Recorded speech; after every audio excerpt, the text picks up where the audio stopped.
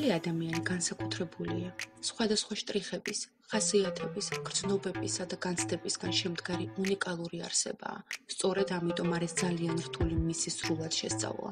ფსიქოლოგები დიდი ხნის მანძილზე ცდილობენ ადამიანის განსხვავებული ტიპების შესწავლას, მაგრამ თითოეული ამგვარი მცდელობა მილიარდში მხოლოდ ერთი კარის გაღების ტოლფასია.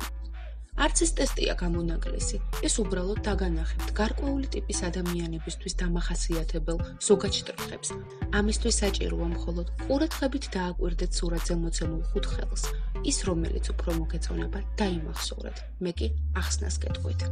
თუ თქვენ აირჩიეთ ხელი პირველი, ეს ნიშნავს, რომ ზოგჯერ საკუთარი თავის რწმენა არ ყოფნით, ამიტომ დიდად არ გიყვართ ადამიანების წინაშე გულის გადაშლა. თუ ვინმე შეგიყვარდათ მოუთმენელი და მასზე დამოკიდებული ხდებით, ყოველთვის ზრუნავთ სხვებზე. თუ აირჩიეთ ნომერი 2, თქვენ ძალიან მეგობრული და კეთილი ადამიანი ხართ, გამგებიან და ტაქტიან ადამიანად გთვლიან. იცით სხვისი მოსმენა და გაქვთ თვისებები, რომლებიც გარშემო მყოფთან ნდობის მოპოვებაში გეხმარებათ.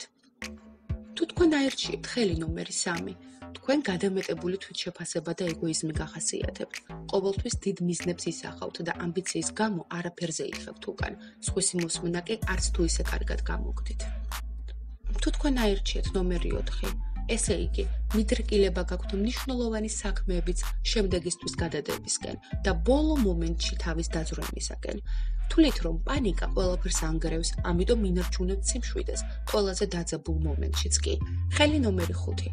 თქვენ უფრო ცხოვრებაზე დაკვირვება მოგწონთ, ვიდრე აქტიური მონაწილეობა.